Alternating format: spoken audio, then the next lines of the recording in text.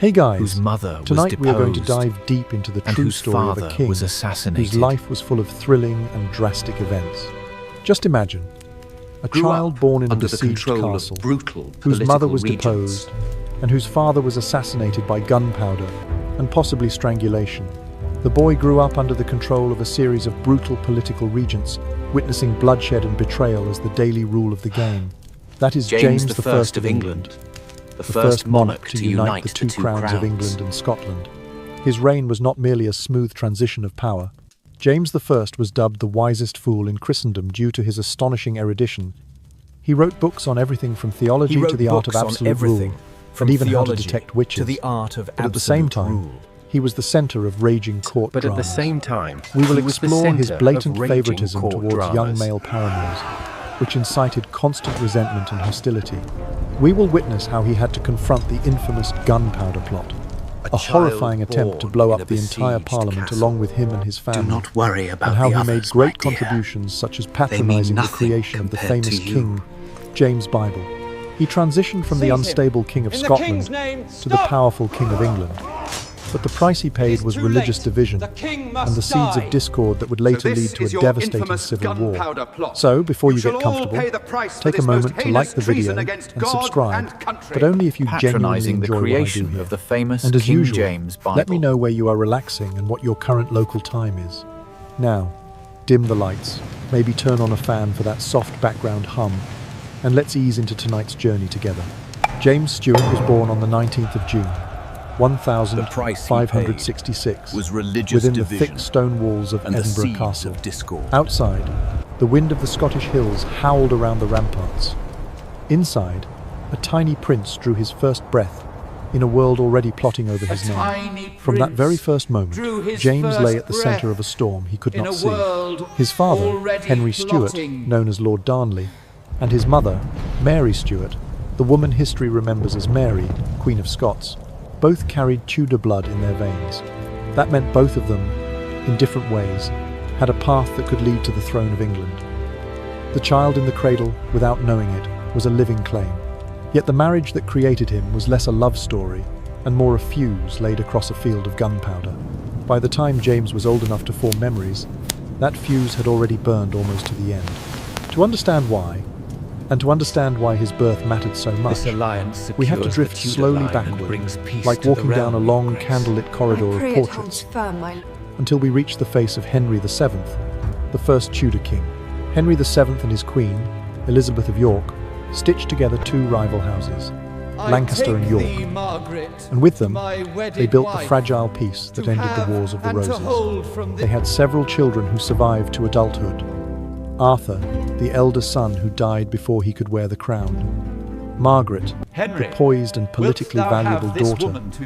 Henry, who would later become Henry VIII, and Mary, who would one day briefly be Queen of France. From these branches, alliances stretched out across Europe, like roots seeking new soil. How could you betray me It like was this? Margaret You Tudor, undermine my authority not at her every more turn. famous Your brother authority Henry is a VIII, joke, Mary. who The quietly council became knows the who bridge true between ruler is. England and Scotland. I have heard She was tales married of off your to James Grace's IV of beauty, Scotland, but they pale sealing in a hope comparison that the to two reality. kingdoms might one day be You bound by illuminate blood this hall. instead of How steel. dare you Their negotiate son, behind my James back? V You of have no Scotland, authority here. would be the Tell father your of queen Mary, that I am the Queen king, of Scots. and I will not Through be another defied. marriage, Margaret I will produced a not be daughter, trifled with. Margaret I Douglas, demand the who dukedom would of become Albany and the grandmother to crown Lord Darnley. matrimonial. You So will both address Mary me and as your Darnley were king, grandchildren or of face the Margaret Tudor, consequences. but You through will different not defy me marriages. in front of the council, One line Monsieur stayed Marquis. proudly I am Scottish your on the queen, throne not at a Holyrood. subject to be The other silenced. remained just I will close not enough to stand England for to be this. dangerous. Down When Mary with and the Darnley villain! married, it was as though two In separate the paths Queen's to the presence. English throne wrapped Stop around this each other and violence. tied themselves into a knot. And inside Madam, that knot, save me! one quiet Justice, June madam, evening, I am James slain. was born. Away, But the leave him household that alone. welcomed him was poisoned from within. The marriage between Mary and Darnley soured with startling speed. At first he was charming, handsome, and flattering. Soon, however, another picture emerged. A man quick to anger, given to drink, consumed by jealousy, and clumsy in politics. He insulted powerful Scottish nobles, demanded titles he had not earned, and sulked when he was denied the crown matrimonial, the right to rule alongside Mary as an equal king. The palace rooms that should have been filled with lullabies became instead a place of whispered arguments and slammed doors. The tension broke in a burst of violence that shocked all of Europe. Mary's Italian secretary, David Rizzio, was dragged from her presence and murdered in front of witnesses, stabbed again and again while the pregnant queen screamed. Darnley was deeply implicated in the plot. The stain of that night never washed off. He had hoped that by eliminating a man he suspected of too much influence over his wife, he would gain power. Instead, he became isolated, distrusted by Mary, and despised by many nobles. What followed felt less like a royal marriage and more like a slow-moving tragedy. Darnley fell ill and was housed at a place called Kirk Field, a quiet residence near Edinburgh. There, in the dark hours of a February night in 1567, the building was shattered by a tremendous explosion that woke the city. But when Darnley's body was found in the garden, he did not look like a man killed by fire or falling stone. There were no fatal burns, no you crushed are amongst limbs, friends here, James. only signs that suggested he had been strangled after the blast. Closely if you are Rumours to remain spread safe. as easily as smoke. As Many Livy in Scotland explains, whispered the that this strength had of not Rome been an was not accident, built in a day. nor an attack by Do you faceless grasp the enemies, significance of this? but a Yes, sir, carefully but what of arranged the murder. Macedonians throughout? Suspicion settled heavily on Mary herself, and on James Hepburn, Earl of Bothwell, the powerful nobleman who very soon afterward would become her third husband. To many, the timing spoke louder than any denial. The nobles of Scotland, already restless and used to bloodshed, moved against their queen. They claimed to be protecting the kingdom, to be avenging Darnley, to be defending the true line of succession. Under pressure, Mary was forced to abdicate the throne. The crown that had once weighed on the head of a young woman now slipped onto the curls of her infant son. James, barely 1 year old, was proclaimed James VI of Scotland, too young to walk, already a king. His mother, cornered and desperate, fled south into England, seeking protection from Elizabeth I. Instead of sanctuary, she found captivity. Elizabeth, who had never named an heir and guarded her crown like a wounded animal guards its last scrap of food, chose to keep Mary a prisoner for almost 2 decades, and eventually signed the warrant for her execution. So the little boy at Edinburgh Castle, born under banners and cannon fire, grew up without a father, without a mother, and without any real safety. His earliest world was one of stone walls, suspicious guardians, and the restless knowledge that people had already killed and died over the blood in his veins. After Mary was forced to abdicate, the little king was taken to Stirling Castle, a fortress perched on volcanic rock, thick-walled, and almost impossible to breach. It became his cradle, his classroom, and his cage. Who is Though he that bore the woman title in of the red monarch, gown? James had no true She looks authority. terribly out of He was a place. symbol, a prize, and whoever held He rides custody of him south tomorrow. controlled Scotland. We must act now This if the reality Kirk is to shaped his survive. childhood more Consider it deeply done, than Master affection Campbell. ever could. We are agreed. Instead of a warm household or steady guidance, he grew up inside a maze of rivalries, betrayals, and bloodshed, where the sound of steel was more familiar than a mother's voice. James was placed under the care of Annabella Murray, Lady Mar, whose family had long been loyal custodians of Stirling. Under her supervision, the boy king was surrounded by attendants, nurses, and servants, but all were tightly monitored. The Queen's household had been dissolved. Nothing of Mary remained except whispers. One report from these early years notes that a drunken servant once injured James's leg, an incident many later believed contributed to the lifelong weakness in his gait. Even as a toddler, his body carried the marks of carelessness and neglect. By the age of 4, James began receiving instruction from male tutors, the most formidable of whom was George Buchanan. Buchanan was a brilliant Renaissance scholar, a poet, and one of the sharpest minds in Scotland. But he was also severe, They say the Earl is rigid, planning something and treasonous. convinced that discipline If the could king shape a finds king out, better we are than all affection. doomed. He beat James often, believing the young sovereign needed to learn Guard that this even with your monarchs life, were John. subject to the law. The scroll must reach the The king. boy, Ride frightened like and the wind. impressionable, This message is internalized for the every king's blow. eyes only. Buchanan also forced This James feast to is read pamphlets bountiful, my condemning lord, Mary, but I find my calling her appetite for immoral, resolution unfit, stronger. and Indeed, tyrannical. Your Majesty. Imagine a We shall address child it barely directly. tall enough to reach a writing desk being taught that his own mother deserved to fall from power. These lessons carved a strange contradiction into James's character. He would long desperately for loyalty and love, yet fear them both, convinced that trust was a doorway to treachery. Outside the nursery, Scotland tore itself apart. In the first fragile years of James's life, no fewer than 4 regents Let the this men meant to accord guide settle and the protect matter him between the died Kirk violently. and the crown. The first, James Your Stuart, acknowledgement Earl secures of the Moray, peace of the realm. was assassinated in 1570, the first recorded killing by firearm of a political leader in Europe. The second, Matthew Stuart, Earl of Lennox and James's own grandfather, was mortally wounded by gunfire in 1571. The little king, then only 5 years old, saw the chaos firsthand. The third regent, John Erskine, Earl of Mar, died suddenly in 1572, with rumours murmuring of poison. The final regent, James Douglas, Earl of Morton, lasted the longest, but he too would fall executed in 1575 for involvement in the murder of Lord Darnley. Thus, every man who attempted to rule Scotland on James's behalf met a violent end. In the history of European monarchies, it is difficult to find another childhood overshadowed by such a relentless procession of bloodshed. These were not isolated tragedies. Scotland itself was unstable, burning with the tension between noble factions, between Catholic and Protestant interests, between those loyal to Mary and those who wanted her eradicated. Stirling Castle, though fortified, was attacked more than once. Presbyterian lords, hostile to monarchical power, railed against the crown. Armed bands clashed across the countryside, and several plots aimed to kidnap James not to harm him, but to use him. A boy king could legitimize any cause, any rebellion, any claim. He was as valuable as he was vulnerable. Living in this atmosphere, James inhabited multiple roles at once, none of them chosen. He was the crowned sovereign of Scotland, expected to embody stability and continuity. Yet he was also a hostage of political circumstance, guarded more for his usefulness than for his safety. And he was a bargaining chip, the child whose very existence could tilt alliances and shape wars. Growing up in this world taught James a single, haunting lesson. Power was not merely desirable, it was necessary for survival. If he could not rule, he would be ruled. If he could not control, he would be controlled. Thus, in the dim chambers of Stirling Castle, a belief took root deep inside him as natural as breath. Only absolute authority could protect him from the chaos that had devoured every adult meant to guide him. And so the boy king watched and listened, storing away every moment of fear, every betrayal, every shifting loyalty.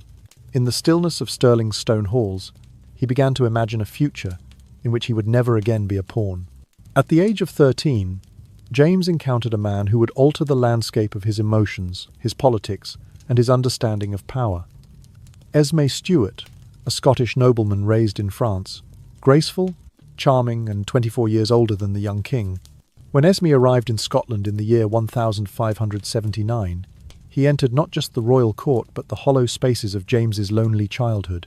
In a world that had offered the boy king more discipline than affection, more suspicion than tenderness, Esme appeared almost like a figure from another life, warm, attentive, elegant, and entirely devoted to him.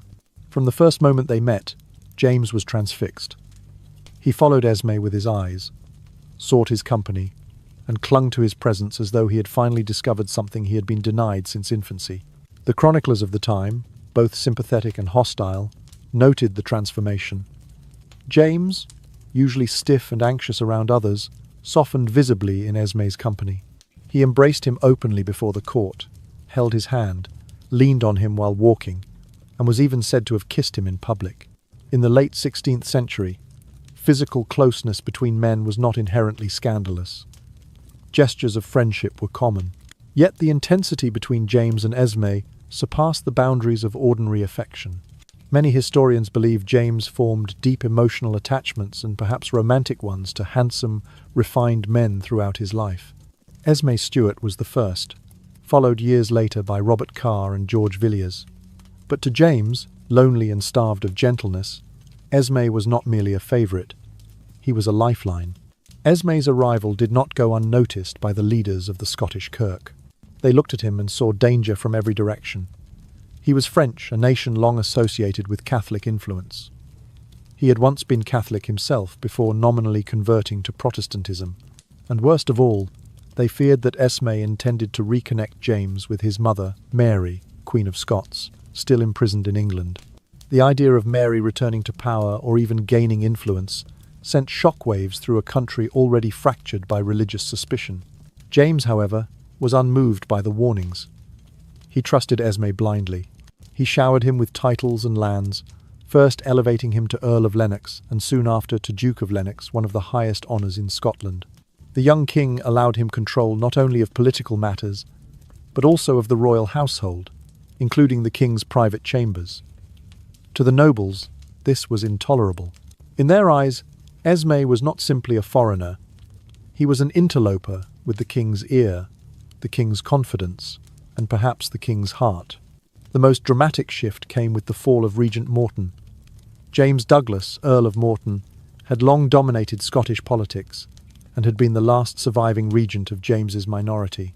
But Esme, recognizing that Morton's power blocked his own influence, maneuvered carefully. In 1581, Morton was arrested, charged with involvement in the murder of Lord Darnley. He was convicted and executed using the Maiden, a Scottish precursor to the guillotine. As Morton's head fell, James experienced something he had never felt before: the tremor of genuine, personal power. For the first time, he was not the pawn in someone else's struggle. He had acted, or believed he had acted, as a king. The execution marked a turning point. James began to see monarchy not as a burden he carried for others, but as an authority meant to be absolute. But the glow of that moment faded quickly. Scotland's noble and Presbyterian factions, alarmed by Esme's influence, conspired against him. Their fear was not only that the king loved Esme too much, but that Esme was leading James away from the strict Protestant path that the Kirk demanded. In the autumn of 1582, a group of nobles launched a daring political coup known as the Raid of Ruthven. James, then 16 years old, was seized while visiting Ruthven Castle. The conspirators confronted him with stern faces and armed men, insisting that Esme's influence was corrupting him and endangering Scotland. The young king pleaded, protested, and tried to escape, but it was futile.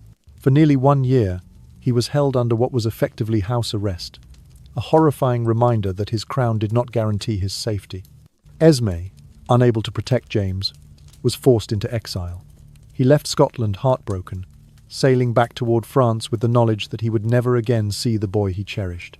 Within a year, in 1583, he died far from the court where he had risen so quickly, far from the king who adored him. His embalmed heart was sent back to James in a small silver casket. Upon receiving it, the teenage king broke down in tears, weeping openly as though his childhood had died with Esme. In a way, it had. Through that grief, James absorbed a lesson that would echo through the rest of his life. In Scotland, affection could be a crime, loyalty could be fatal, and love, whatever form it took, could be crushed by the cold machinery of politics. After escaping the control of the Ruthven raiders, James entered his 18th year with a lesson carved painfully into his bones. If he did not hold power tightly, someone else would seize it from his hands. The months of captivity had taught him that crowns were fragile things, easily taken, easily manipulated, and never truly secure unless wrapped in authority. So, in the year 1584, James struck back with a set of laws that echoed like thunder across Scotland, the so-called Black Acts. These statutes declared, without hesitation or apology, that the king and not the Presbyterian Kirk was the supreme authority in the Scottish Church. Ministers who had previously spoken as if they were judges over monarchs were forced to accept that they were subjects first and clergy second. For James, this was not merely a legal adjustment, it was a declaration of identity. He would never again be the frightened child of Stirling Castle, shuffled from regent to regent. He would rule with a steadiness that could not be overpowered. The seeds of absolutism, the political philosophy he would later bring to England in the year 1603, were planted here, in the shadow of fear and humiliation. Yet even as James tightened his grip on Scotland, he loosened his ties with the woman who had given him life. Mary, Queen of Scots, imprisoned in England, wrote letters filled with longing, strategy, and desperation. She proposed co-rule, insisted she could be useful, reminded him of their shared blood. But James, who had never known her embrace, her voice, or her guidance, responded with cold calculation. He understood that supporting Mary could jeopardize his future claim to the English throne. Elizabeth I had no children and no named heir. If James wished to inherit peaceably, he could not risk appearing disloyal to the English Queen. When Mary was discovered to be entangled in the Babington plot, an elaborate plan to assassinate Elizabeth James sent a protest letter, but even his courtiers remarked that it lacked fire. It was written more from duty than grief. In the year 1587, Mary was beheaded at Fotheringhay Castle, and the world waited to see how her son would mourn. Some said James wept bitterly when the news reached him. Others claimed he showed barely a tremor. But regardless of the truth, one fact became undeniable. With Mary gone, the path to the English succession was clearer than ever. At home, however, Scotland was far from calm. James faced recurring challenges, chief among them George Gordon, the Earl of Huntly. Huntly was clever, ambitious, and embedded in a web of Catholic alliances that stretched beyond Scotland's borders. He was implicated in correspondence with Spain, in violent local feuds, and in the Spanish Blanks plot, a mysterious agreement that potentially invited Spanish intervention in Scotland. By all logic, Huntly should have been crushed. And yet James spared him again and again. This was not affection. It was strategy. James understood the value of balance. If Huntly were destroyed, the Presbyterian nobles would become too powerful. If the Presbyterians dominated, they could challenge the crown. So James kept his enemies alive, not because he trusted them, but because they distrusted each other. As long as no single faction felt secure, James could remain the point around which they revolved. It was a delicate kind of monarchy, born from a lifetime of being cornered, but it worked. In the midst of this political turbulence, James made a choice that would shape both his personal life and the future of his dynasty. He sought a bride. He needed legitimacy, stability, and heir signs that Scotland's future, and possibly England's, would run through him. Negotiations pointed toward Denmark, and in the year 1589, James married Anne of Denmark. The marriage began with adventure. Storms at sea delayed Anne's arrival, prompting James to sail out himself to retrieve her, a rare gesture for a king. Their union would later face strange differences in temperament, household conflicts, religious disputes, but the marriage achieved what it needed to. Anne bore James several children, and 3 survived to adulthood. Henry Frederick, born in the year 1594, Elizabeth, born in the year 1596, and Charles, born in the year 1600. Their births secured James's dynasty and signalled to Europe that Scotland had a stable, legitimate royal house. Through these years, James governed with cautious firmness. He tried to quiet feuds, to bring rebellious nobles into line, to appease the Kirk without surrendering to it. Yet behind every decree, every negotiation, every sleepless night, lay a deeper longing, one that had followed him since childhood. His eyes were always turned southward, toward England, toward the throne that had eluded so many, toward the crown that Mary had lost and Elizabeth still guarded. James had survived assassins, kidnappers, regents, coups, and heartbreak. Now, with adulthood settling around him and heirs at his side, he believed that destiny at last might be within reach. In the year 1600, Scotland trembled beneath the weight of a mystery that remains unsolved to this day: the Gowrie plot. It began with an invitation polite, noble, and utterly ordinary on the surface. The Ruthven brothers, Alexander and John, sons of the very Earl who had once imprisoned James during the raid of Ruthven in the year 1582, sent word that they possessed a secret treasure in Perth. It was the sort of lure designed to stir royal curiosity, and James, who had always been receptive to intrigue, agreed to visit. When the king arrived at Gowrie House on that August day, nothing seemed amiss.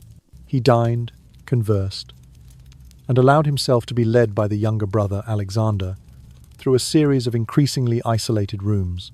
Then, inside a small chamber locked behind them, the mood shifted. Alexander Ruthven closed the door, turned on James, and drew a dagger. He accused the king of murdering their father years before, and proclaimed he would now take justice into his own hands. James, weakened by a lifelong infirmity in his legs, struggled.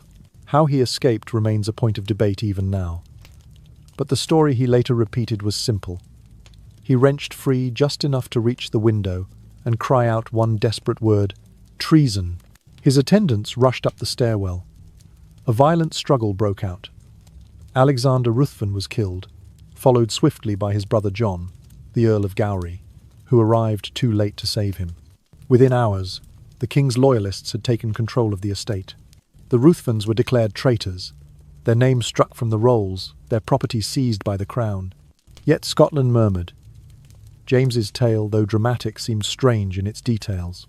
Why would the Ruthvens invite the king to their own home, ensuring immediate blame? How could James, famously unathletic, unable to walk long distances unassisted, overpower a young and healthy nobleman in a locked room? And who was the mysterious man in the chamber, the witness James described, who apparently vanished without trace? No answers came. No investigation soothed the doubts. The Ruthvens were dead, the king survived, and the official account remained sealed by royal authority. Whether the plot was genuine revenge, political miscalculation, or a carefully constructed pretext, only one truth mattered. James emerged stronger. The Scottish Kirk, which had long questioned him, was forced begrudgingly to acknowledge the king's version of events. For the first time in years, James stood firmly above his critics, not beside them. The Gowrie plot became another stone laid on the path toward the authority he craved. And with Scotland now bending, however reluctantly, under his will, James turned his gaze southward toward the dream that had lived inside him since childhood, toward England. Elizabeth I was aging. She had no children, no designated heir, and the Tudor line was thinning like frost on a winter window. The greatest threat to James's claim was Arbella Stuart, another descendant of Henry VII. Her supporters whispered of her Tudor bloodline, her English birth, her suitability, but James had something greater: patience and strategy. He understood that securing England required allies inside England itself, and so he sought out the most crucial figure in Elizabeth's government, Robert Cecil. Son of William Cecil, and the central mind behind Elizabeth's later reign, Robert Cecil was a man who understood power the way a mathematician understands numbers. Silently, sharply, and with absolute clarity. James courted him not with flattery, but with promises, stability, continuity, and a peaceful succession. Cecil, weary of uncertainty, agreed. Their correspondence grew into a secret pact. Cecil would prepare England. James would wait quietly. And when the moment came, there would be no civil war, no rival claimant, no blood spilled for the crown. That moment arrived in the early hours of the 24th day of March, in the year 1603. Elizabeth Tudor, the last of her line, breathed her final breath at Richmond Palace. As dawn touched the roofs of London, riders galloped through the city announcing the news. James VI of Scotland was now James I of England, and England did not resist. No swords were raised, no armies marched, no streets ran red. It was one of the smoothest royal transitions in English history, a rare miracle in a century, defined by religious terror and political upheaval. Thus the boy who had once lived as a hostage, the youth shaped by assassination and suspicion, the king forged in instability, crossed the border not as prey, not as pawn, but as sovereign. James Stuart, child of chaos, became the ruler of two kingdoms and the architect of what would one day become Great Britain. When Elizabeth I breathed her last on the 24th day of March in the year 1603, the proclamation of her successor happened with remarkable speed. James, long anticipated as the only logical heir, was declared King of England almost instantly. Yet the journey he made toward London was not the triumphant gallop many imagined, not a dazzling entry meant to eclipse the memory of the Virgin Queen. Instead, it was quiet, measured, almost contemplative. James moved slowly, as if reluctant to appear before a people who were still grieving, still adjusting, still whispering Elizabeth's name with a reverent kind of melancholy. From the Scottish border he travelled through Berwick, then York, then Burghley. Each town lit fires that glowed like small suns in the night. Bonfires, fireworks, triumphal arches, the people celebrated him with relief as much as with loyalty. For years, England had lived under the shadow of uncertainty, unsure whether the kingdom would fall into civil conflict when Elizabeth died childless. Now that fear had dissolved, James was the promise of continuity, a living thread between two crowns long divided. But even in celebration, comparisons began. Elizabeth, with her golden speeches and sharp theatricality, had always known how to enchant a crowd. She stood before her people like an actress, bathed in candlelight, warm, witty, magnetic. James was the opposite. He did not enjoy being pressed by throngs of hands or showered with public adoration. His face often tightened in discomfort, not shining with delight, but shadowed by irritation. The English noted it. The whisper spread. Their new king lacked the charm of their old queen. And though few said it aloud, the disappointment hung quietly in the air like a drifting mist. Meanwhile, as James rode southward, his family unravelled in ways both painful and public. Prince Henry, the hope of Scotland, beloved by many, remained at Stirling Castle under the guardianship of the Mar family. Queen Anne seized the moment. She rushed to Stirling, demanding her son be released into her care at last. She had tried before and been denied, and when the Mars refused her again, anguish consumed her. Her fury escalated into a physical and emotional storm so intense that she suffered a miscarriage. The tragedy deepened the rifts already forming between husband and wife. A compromise emerged. Queen Anne and Prince Henry would travel to England together. Prince Charles, frail and frequently ill, was left behind in Scotland. Many believed he would not survive long enough to matter in the line of succession. Few could imagine that this quiet, trembling child would one day become Charles I, the king whose fate would fracture the kingdom entirely. When James reached London, he found the city stricken by plague. Death crept through the streets, forcing the royal household to scatter to safer regions. His coronation proceeded, but with muted splendour, no grand festivals, no swelling crowds, only the formal necessity of crowning a new monarch while illness stalked beyond the palace walls. England had a king, but it did not yet have the energy to celebrate him. Still, James showed an unexpected restraint. He did not purge the government. He did not sweep away Elizabeth's trusted advisers. Instead, he kept nearly all members of her Privy Council, including the indispensable Robert Cecil, the architect who had silently paved James's path to the throne. It was a calculated choice, and a wise one, signalling to England that the machinery of governance would not be shaken simply because a new dynasty now reigned. Yet beneath the calm surface, resentment brewed. The men closest to James, those permitted into his bedchamber, those who dined with him, those who travelled with him, were overwhelmingly Scottish.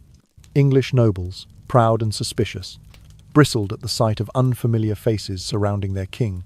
They saw the northern accents, the different customs, the unpolished manners, and felt overshadowed in their own kingdom. The seeds of indignation took root in whispers and glances long before they grew into political storms. And then, one habit of James quickly became impossible to ignore. He was utterly, helplessly devoted to hunting. The forests of England became his sanctuary. While matters of state accumulated on tables, James slipped into green woods with dogs and horses, losing himself in the chase. He believed truly that hunting preserved his health. He claimed the fresh air strengthened his body and kept melancholy at bay. But to the English court, this indulgence looked like negligence. Papers went unsigned. Meetings were cancelled. State matters languished while the king rode tirelessly through mud and thicket. Farmers began to complain that their fields were trampled. Courtiers muttered. Critics sharpened their quills. It was a small crack at first, but cracks, in time, have a way of widening. And as James settled into England slowly, awkwardly, with both triumph and unease, the first shadows of conflict were already gathering at the edge of his reign. In England, James clung to the belief that hunting kept him healthy, kept his lungs clear of London's foul air, kept his body from sinking into the excesses of palace feasting, kept his spirits steady through long days of governance.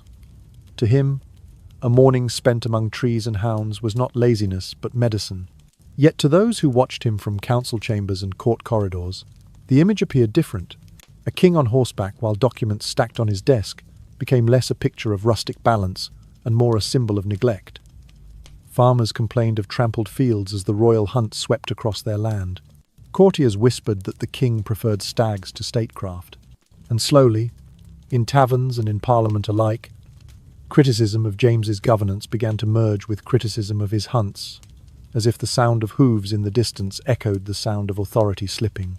Amidst this rising strain, another issue older, deeper, and far more volatile caught flame again: religion. Faith had shaped English history for generations, toppling monarchs, dividing families, and staining fields with blood. And now, once again, it stirred. Before James even set foot in London, a group of Puritan ministers had delivered to him what became known as the Millenary Petition, so named because it claimed to represent the wishes of 1,000 clergy. These ministers yearned for further reformation within the Church of England, pushing it farther from the vestiges of Catholic ceremony, fewer rituals, simpler worship, stricter moral discipline. They believed the man raised amid the sharp, uncompromising Calvinism of Scotland would be their ally. But they misjudged him. James had tasted the Presbyterian model in Scotland, where ministers debated him, lectured him, and sometimes condemned him directly from the pulpit. He had endured the Kirk's refusal to bow to a monarch in spiritual matters. And so, beneath his polite words, a conviction hardened. A king could not safely rule a church that had no bishops. Only a hierarchical church, ordered, structured, obedient, would ensure royal supremacy. Thus, James leaned not toward Puritanism, but toward a more Anglo-Catholic vision of the church, retaining its ceremonies, its episcopal leadership, its sense of ancient order. In the year 1604, seeking to address the petition yet maintain control, James convened the Hampton Court Conference. Puritan leaders and Anglican bishops gathered before him in a grand display of theological debate. James seized the opportunity to demonstrate his learning, lecturing, arguing, and quoting scripture with the pride of a man determined to assert his authority not only as king, but as a scholar. Most Puritan demands were dismissed with firm finality. But from the ashes of their disappointment, something profound emerged, a new translation of the Bible in English. If the church was to stand united, James reasoned, then its faithful needed a single, authoritative scripture. 54 learned translators were appointed. They labored through Hebrew, through Greek, through endless committees and revisions, and in the year 1611, the authorized version was completed, later known simply as the King James Bible. Its cadences would shape English speech for centuries, echoing through sermons, literature, and the whispered prayers of millions. It was James's greatest cultural legacy, even if he could not yet know it. But for the Puritans, Hampton Court marked the end of hope. They saw clearly now. The king would not reshape the church in their image. Some accepted defeat quietly, others seethed, and a few, those most disillusioned, left England altogether. By the year 1607, small separatist congregations fled to the Netherlands, seeking freedom from bishops and uniformity. There, too, life proved difficult. Eventually, a group made a bolder choice: to cross the ocean, to carve out a new world where their faith would be unchallenged. In the year 1620, these exiles, the Pilgrims, sailed to America aboard the Mayflower, beginning a chapter of history that neither James nor his council could have foreseen. Back in England, James felt content. He believed he had crafted a church stable enough to secure his reign, moderate enough to avoid war, loyal enough to uphold royal supremacy. He did not yet see what the future held, how the discontent bubbling beneath his careful structure would one day erupt, how Puritans and Catholics alike would continue to stir unrest during his time on the throne. For now, under the soft glow of his seemingly orderly church, the king rested. But beyond that calm surface, the religious storms of England were only gathering strength. At first, tensions with English Catholics seemed almost soothed. Many believers dared to hope that a king born to Mary, Queen of Scots, a woman whose own suffering had been entwined with Catholic identity, might show more gentleness than Elizabeth I had. But hope fades quickly in the realm of politics.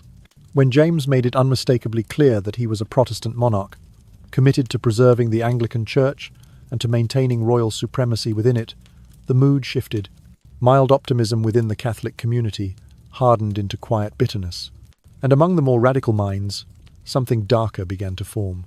There had already been whispers of plots in the year 1603, each discovered before it grew teeth. Yet none of these compared to the boldness of the conspiracy that would soon emerge, one so shocking that its shadow would stretch across centuries. It was not merely a plan to kill the king. It was a plan to obliterate the entire English government in one explosion. The architect was Robert Catesby, a Catholic gentleman whose frustration had sharpened into despair. He gathered a circle of co-conspirators: Thomas Winter, Thomas Percy, John Wright, and eventually the man whose name would echo through history, Guy Fawkes. Fawkes had fought in the Low Countries, was skilled with gunpowder, disciplined and unwavering. If anyone could ignite a revolution in an instant, it was him. Their plan was terrifying in its simplicity. Parliament traditionally opened with the king, the prince, the lords, and the bishops all present under one roof. Destroy that roof and the entire Protestant leadership of England would vanish in a single burst of flame. The conspirators rented a house adjacent to the Parliament building, intending to dig a tunnel beneath it. But while exploring the cellars, they discovered something far more convenient. A spacious undercroft directly beneath the chamber where Parliament would meet. Quietly, over weeks and weeks, they hauled in 20 barrels of gunpowder, layering them with firewood and scrap iron to increase the blast's ferocity. If ignited, it would have shattered Westminster, killed hundreds, and plunged England into chaos.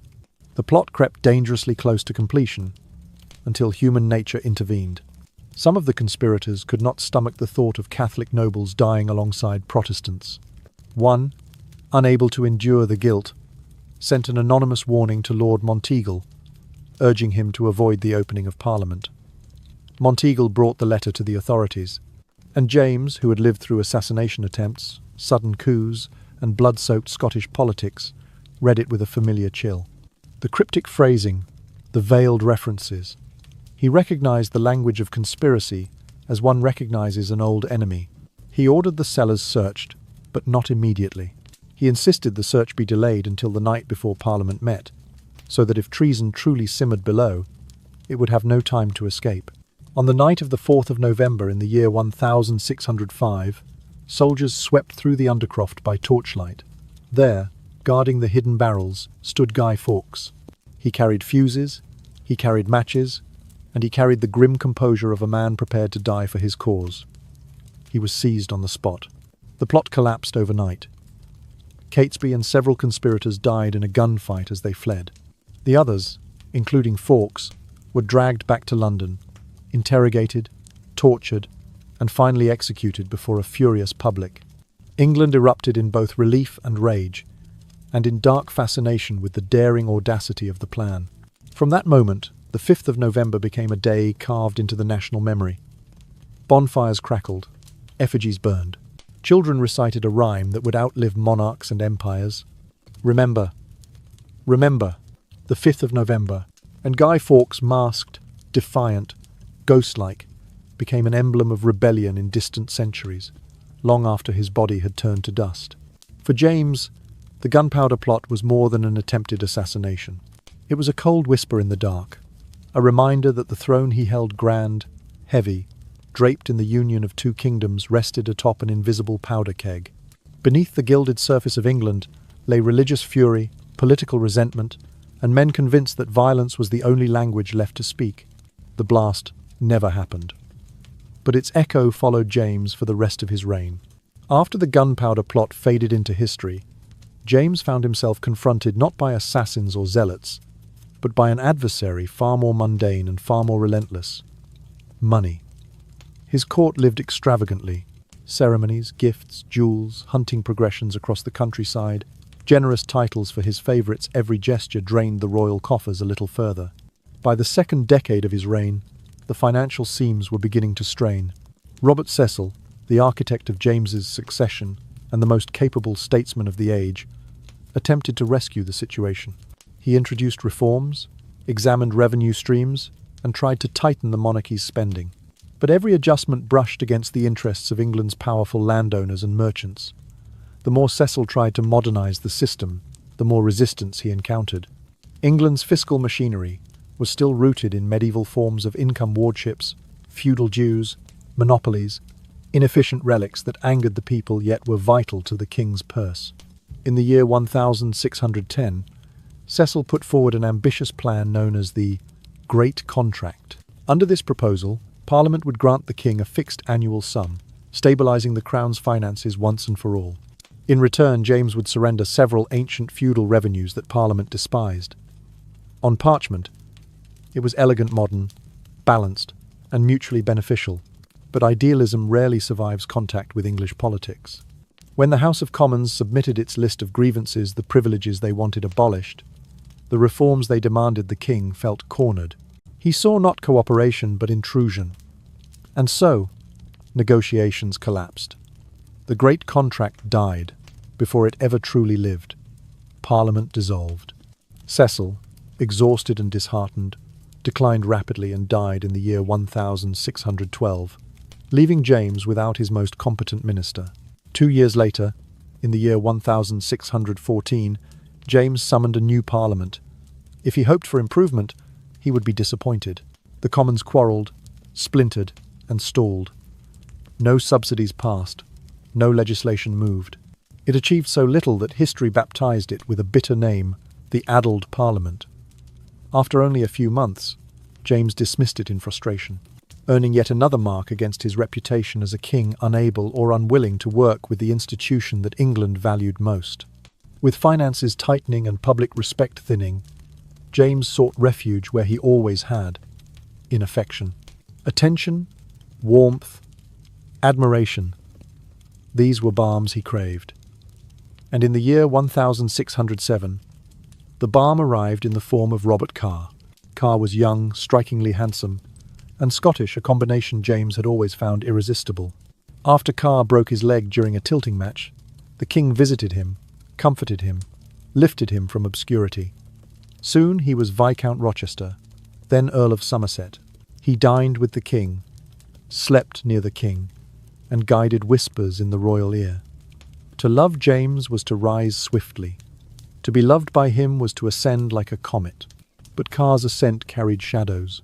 He fell in love with Frances Howard, Countess of Essex, a woman already married to Robert Devereux, Earl of Essex, whose father had once led a rebellion against Elizabeth. For Carr and Frances to wed, her marriage had to be annulled. James, besotted, helped her.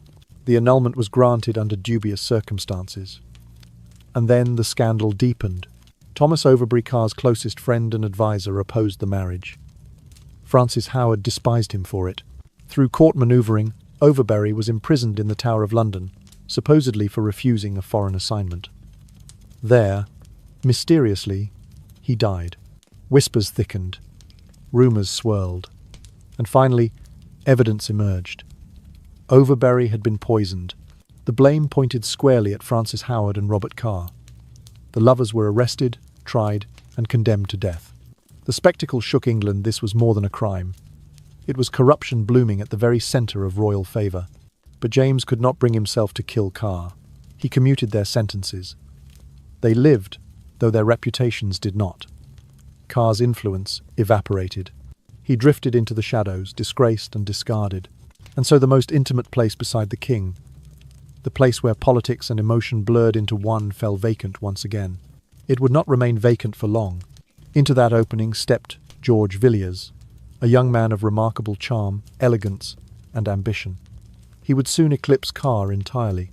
He would become the king's constant companion, his solace, his power, his obsession. And in ways James could not yet foresee, George Villiers would lead the Stuart monarchy towards storms far greater than scandal or debt. George Villiers arrived at court like a flame in a draughty room, young, radiant, exquisitely poised. His beauty alone might have propelled him upward, but behind him stood those who despised Robert Carr and wished to unseat him. They shaped Villiers, polished him, and presented him as a remedy to a king's fading infatuation.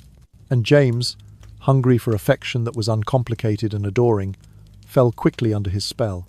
Villiers' rise was astonishingly swift. He was knighted, then made Master of the Horse, then raised to Earl, then to Marquess, and finally, after only a handful of years, to Duke of Buckingham. Few men in English history had ever climbed so high so quickly. Every new honour reflected not politics but intimacy. James adored him, and Buckingham, clever and magnetically ambitious, learned to wield that adoration like a sceptre.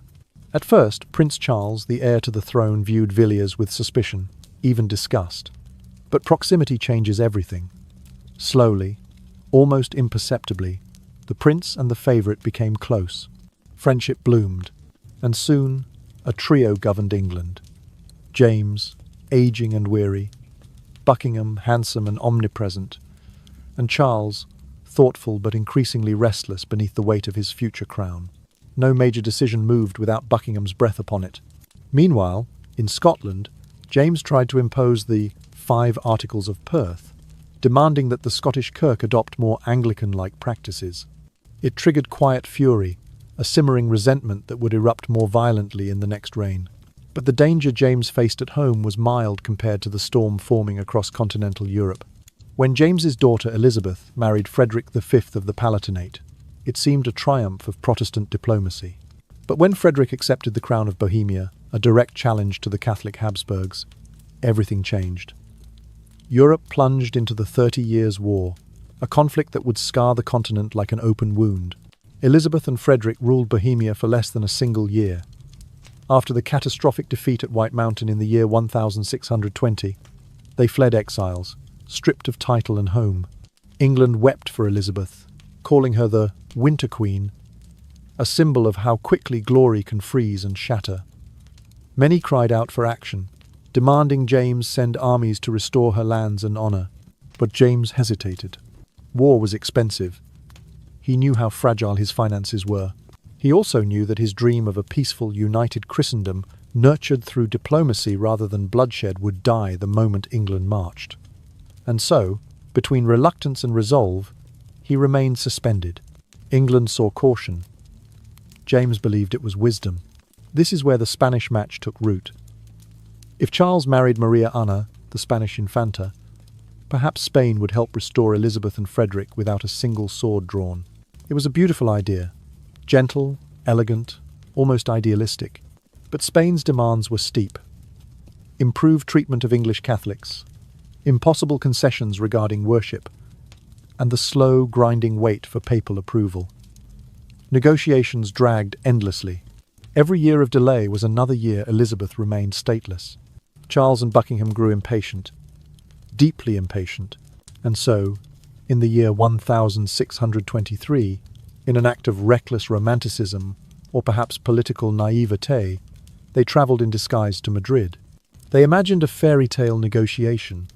Charles charming Maria Ana, Spain swept up in goodwill, a grand alliance blossoming through personal contact.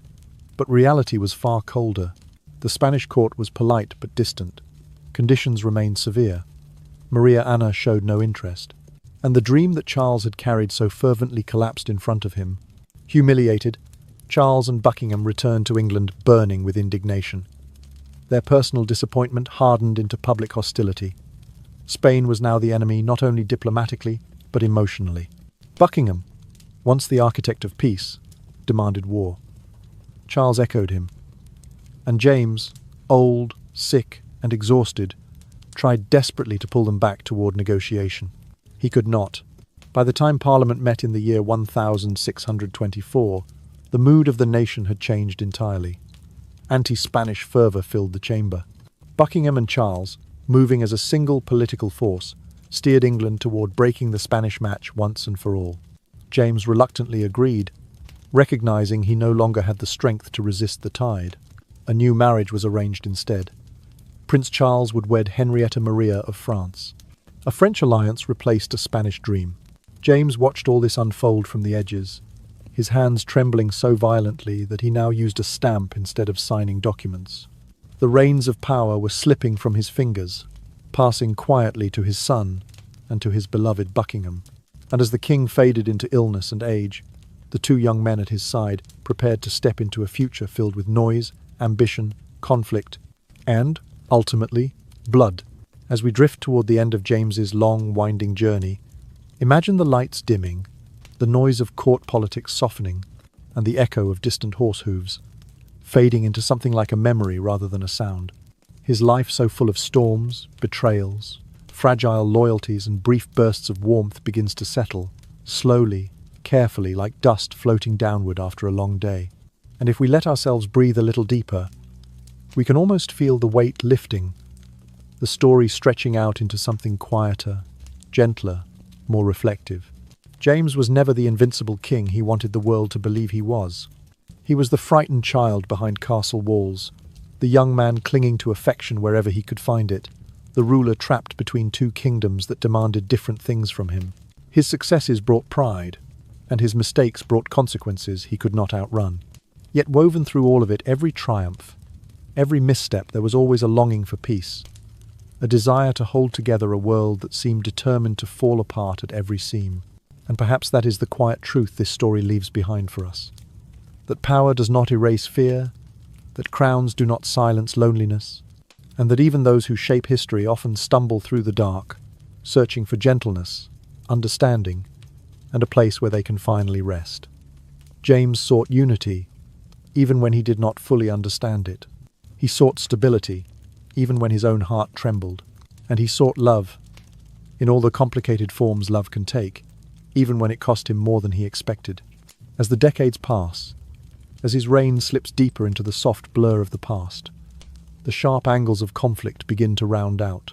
What remains is not the noise of parliament or the heat of scandal, but the quieter things, the way he dreamed of harmony, the way he believed words could mend fractures, the way he tried to hold the crowns of two kingdoms with a single pair of human, imperfect hands. So now, let those images fade. The crowded throne room, the flickering torches, the restless council chambers. Let them melt into the background like distant lanterns on a foggy night. Let your shoulders loosen. Let your breathing slow. And allow James's story, in all its complexity, to settle softly around you.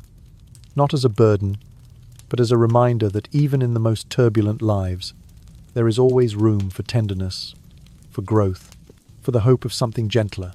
And as you drift deeper into this quiet, I'll leave you with one final whisper. You are safe, you are calm, and the night is here to hold you. Wish you a truly peaceful night's sleep. And if you'd like to keep traveling with us through these soft, quiet, deeply soothing stories, the kind that make your heart feel warm and a little drowsy, then please subscribe to the channel so the next videos can find their way to you, gently, slowly, and at exactly the moment you need them. Wishing you a calm and restful night.